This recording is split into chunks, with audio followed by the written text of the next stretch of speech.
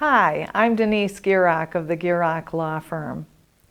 We in our law firm represent many businesses just like you, handling all of their legal needs for the business.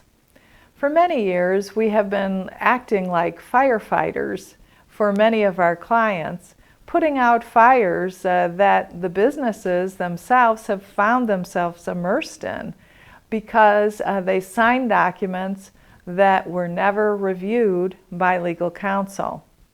And in fact, were probably never read thoroughly by the client's business team. Why did this happen? Well, the business team wanted to buy a service or a product, and the vendor came in with their own contract. The contract may have been as little as 2 or 3 pages, or may have contained a lot of fine print. The business team may have only looked at things like the price or when things were due versus looking at the entire contract. So in effect, they only focused on certain things rather than the whole picture of what is in the contract. So lest you think that this doesn't apply to you, I have some real-life examples of things that I've seen in my practice. Many you could probably relate to. For instance, many businesses require that their employees wear uniforms. Well, your business is not going to wash those uniforms for your employees, and the employees are not going to wash and iron and keep everything pressed and looking nice for themselves. So the business team looks for a company that will provide the uniforms, launder and return them back to the business. And then the vendor comes in with their own contract. It is a fairly short contract, and the business team for the company just signs the agreement. Turns out that the deal is for 5 years, and the contract for the first 4 years, the service is okay, but then over time it diminishes.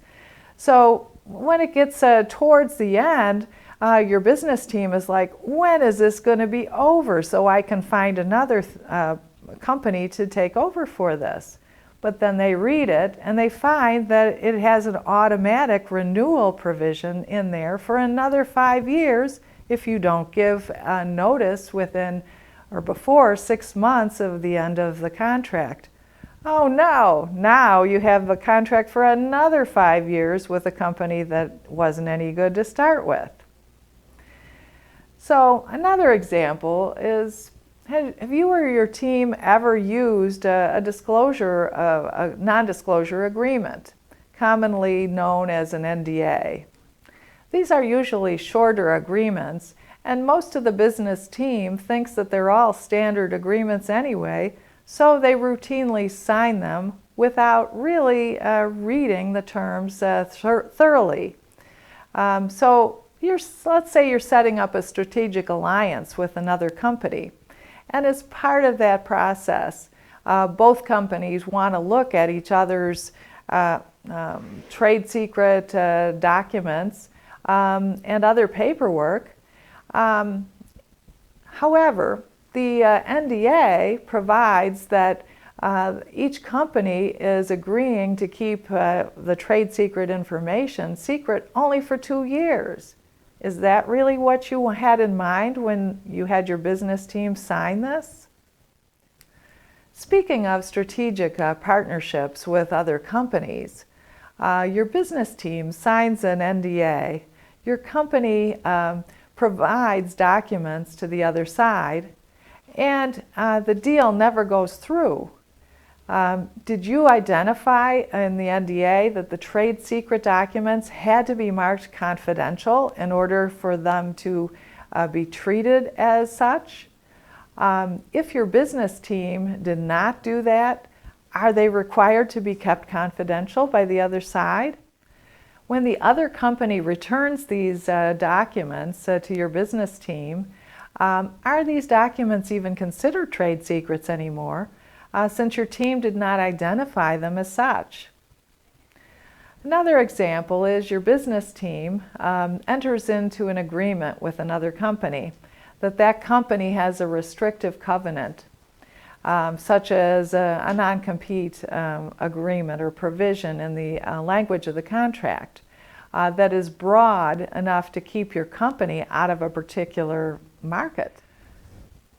Well, no one goes into an agreement thinking that it won't work, but if that happens and it does not work, are you prepared to fight with the other company over the terms of that broad non-compete that your business team didn't notice? Let's say your business team wants to build out some proprietary inventory management software that will leapfrog you ahead of your competition, as most of the software that's immediately available out there to your competitors for inventory management is inadequate. The vendor makes all sorts of promises, all verbal, and of course requests the money up front. The vendor is a Canadian company. The business team signs the document without legal counsel, giving it a short look, and starts the process. Both the process and the software are a complete disaster. It does not work in the manner that the verbal promises made by the vendor said it would. It's created chaos in your accounting system, and it's caused that accounting system to crash. Worse yet, you're in the middle of an audit and you need those inventory numbers. Can you get your money back and start over with a better vendor? As in the previous example, where the vendor is a Canadian company, the agreement also said that you have to sue the vendor in the event of any disagreements in the province of Canada in which they are located. So, that's called a venue provision in the agreement. So you have to hire a Canadian attorney to sue this vendor to get your money back. Well, what's the law in Canada that will allow you to do this? These are but a few examples of agreements that were either not read at all or that were read only cursorily and not generally understood. How do you change that and protect your company from that risk?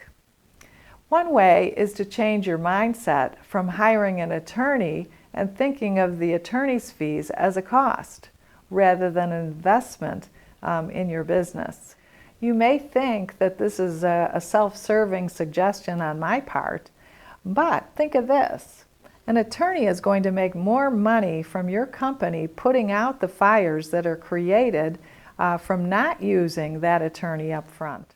Next, consider developing your own template documents that are commonly used and template language that you can incorporate into all of your contracts. This too is an investment for your company in having an attorney actually do this for you. The third thing you can think of doing is training your business team on how to handle vendor contracts. They need to know when to hire lawyers and when they are okay to look at these documents themselves so that they don't end up in this problem. The fourth thing is hire your own in-house counsel so that they can handle the contract issues and look at everything. Many of our clients hire us as an outside general counsel. As part of our service, we do a risk analysis over all areas of the business, and for contracts, we will review all signed and open contracts, looking for those potential ticking time bombs that may exist.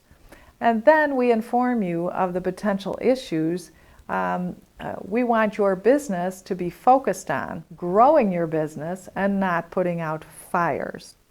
So if you'd like to learn more about this topic or how to use an outside general counsel, feel free to contact us at the phone number or the email that's listed below. Thanks for listening, and I'll look forward to seeing you the next time.